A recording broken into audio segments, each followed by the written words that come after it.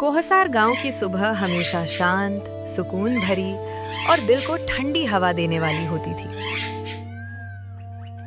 जब सूरज की पहली किरण हरे भरे खेतों पर पड़ती तो ऐसा लगता मानो धरती पर सोने की रेशमी चादर बिछ गई हो।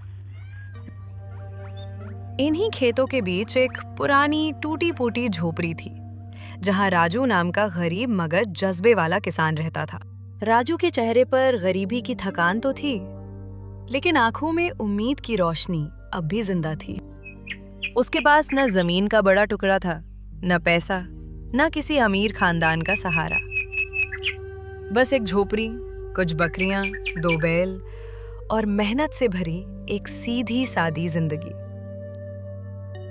राजू की पत्नी कनवल बेहद नरम दिल, सब्र वाली और समझदार औरत थी।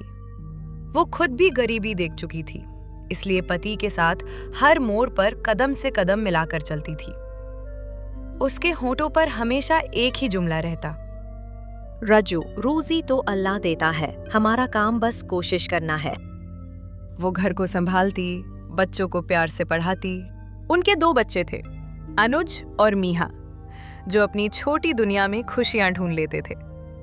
घर में गरीबी थी, मगर मोहब्बत इतनी थी कि हर कमी छोटी लगती थी। गांव में सबसे बड़ा डर था ठाकुर पृथ्वी सिंह, जो खुद को पूरे इलाके का मालिक समझता था।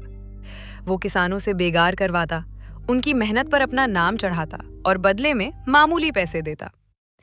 राजू भी उन्हीं में से एक था, जो सुबह से शाम तक उसका काम करता और मुश्किल से घर चला पाता। एक दिन जब राजू मजदूरी लेने पहुंचा तो ठाकुर ने तंज कसते हुए कहा, राजू, तुम जैसे लोग गरीब पैदा होते हैं और गरीब मरते हैं। मेहनत से कोई अमीर नहीं बनता।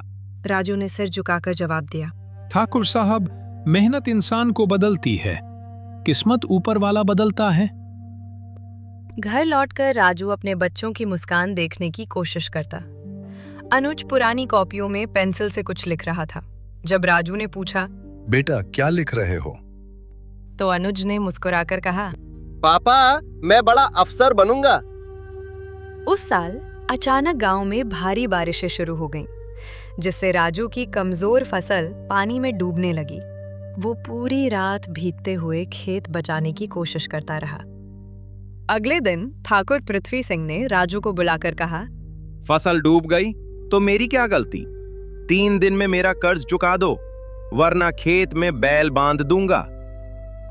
ठाकुर साहब, रहम कर दीजिए।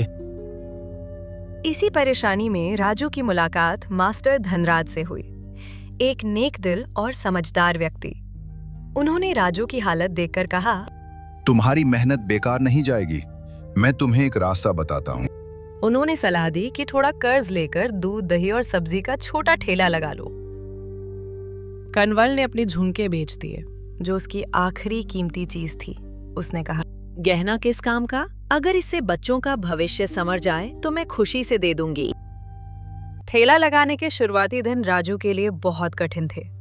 जिस सेठ से उसने कर्ज लिया था, वो रोज पैसे की याद दिलाकर डराता रहता। कभी कहता, अगर धंधा नहीं चला तो सब छीन लूंगा, और राजू चुपचाप सब सहता रहता। कई दिन ऐसे भी आए जब राजू के ठेले पर कोई ग्राहक नहीं रुका। कुछ लोग जानबूझकर दूसरों से कहते, ये नया है, भरोसे के लायक नहीं। राजू ठेले के पास खड़ा आसमान की ओर देखता और मन ही मन दुआ करता। उसने बस इतना कहा, या अल्लाह, मेरी मेहनत जाया मत जाने देना। धीरे धीरे गांव वालों ने उसकी सच्चाई और सब्र को पहचानना शुरू किया। जो पहले मुंह मोड़ लेते थे, वही अब उसके ठेले पर रुकने लगे। राजू समझ गया कि तकलीफें रास्ता रोकने नहीं, रास्ता बनाने आती हैं। कुछ महीने बाद ठेला चल पड़ा। लोग राजू की ईमानदारी के कायल होने लगे। अनुज फिर से स्कूल जाने लगा और मीहा के पास नए कपड़े भी आ गए। एक दिन ठाकुर ने कहा, राजू, वापस मेरे साथ काम कर लो, मजदूरी बढ़ा दूंगा। राजू ने मजबूत आवाज में कहा, ठाकुर साहब, अब मैं खुद का मालिक हूँ, अब गुलामी नहीं करूंगा। पूरा गांव हैरान रह गया और ठाकुर के पास कोई जवाब न था, क्योंकि राजू अब डर नहीं रहा था, वो आजाद था। 1 साल बाद राजू ने ठेले से दुकान बना ली। लोग उसकी ईमानदारी की मिसालें देने लगे।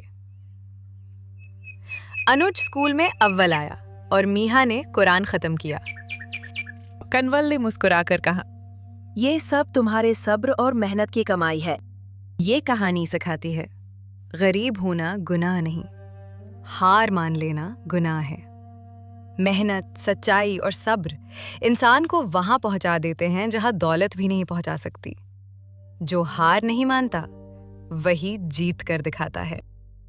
ऐसी कहानियां लाते हैं जो सिर्फ मनोरंजन नहीं बल्कि इंसानियत, प्यार और अच्छे सीख भी देती हैं। तो सब्सक्राइब बटन दबाइए, घंटी भी बजाइए और हमारे परिवार का हिस्सा बन जाइए।